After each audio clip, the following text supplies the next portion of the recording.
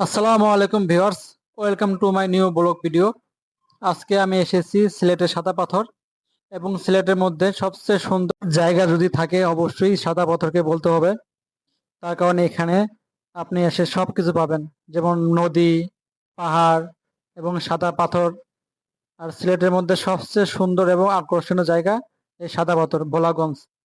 অবশ্যই আপনারা দেখতে পাচ্ছেন যে আমার পিছনে পাহাড় এবং নিচে বালি এবং পাথর।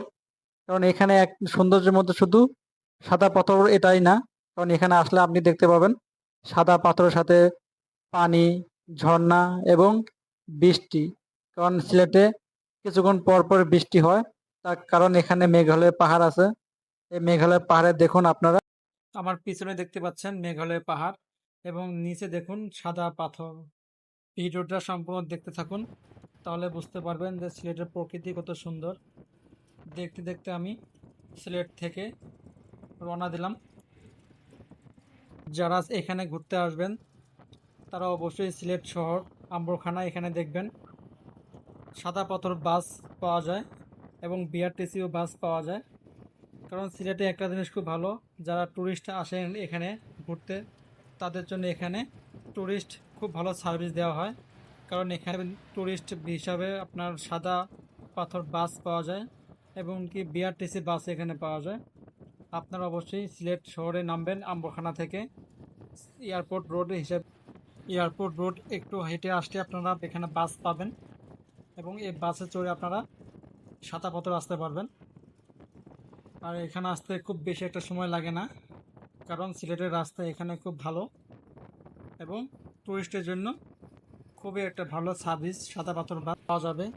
এবং এই বাসের ভাড়া 80 টাকা এবং বিআরটিসি বাস পাওয়া যাবে, সেটাও সেম। এমনকি যারা বলেন আরও ভালোভাবে যাবেন তাদের জন্য এসি বাসও পাওয়া যাবে। যারা যেভাবে যেতে চান আসতে পারেন।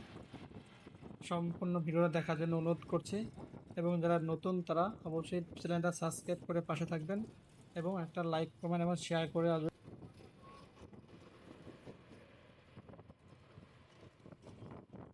ভিডিওটা দেখতে থাকুন। দেখুন এখানে আপনারা দেখতে পাচ্ছেন পাহাড় এবং চা বাগান। এটা হচ্ছে মালনীছড়া চা বাগান এবং সিলেট শহর থেকে একটু দূরে গেলেই এই মালনীছড়া চা বাগান। এবং এখানকার পরিবেশটা অনেক সুন্দর, উঁচু উঁচু পাহাড় এবং প্রত্যেকটা পাহাড়েই চা বাগান, এবং চা বাগানগুলো দেখতে অনেক সুন্দর এবং আকর্ষণীয়। আপনার চাইলে এখান থেকে ঘুরে আসতে পারেন, কারণ এখানে কোনো সমস্যা নাই।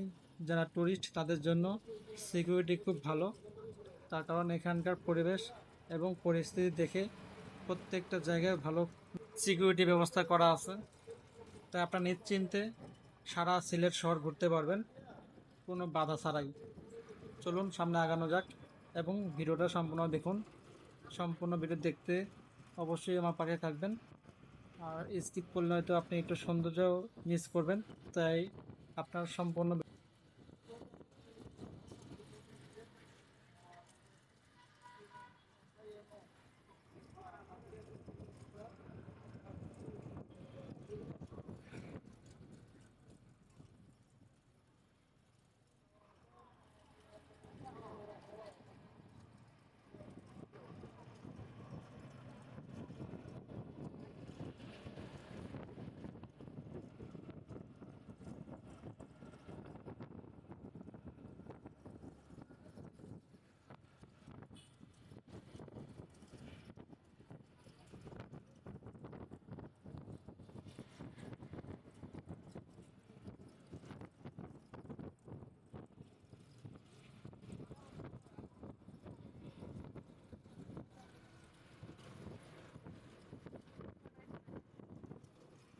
বলতে বলতে আমি সাদা পাথর চলে এসেছি। পিছনে দেখতে পাচ্ছেন স্বাগতম সাদা পাথর গেট 1। এখান থেকেই সাদা পাথর যাওয়ার জার্নি শুরু। এবং এখানে দেখতে পাচ্ছেন অনেক ট্রলার দাঁড়িয়ে আছে, এবং প্রত্যেকটা ট্রলারের আপনার রিজার্ভ করা ভাড়া হচ্ছে 800 টাকা।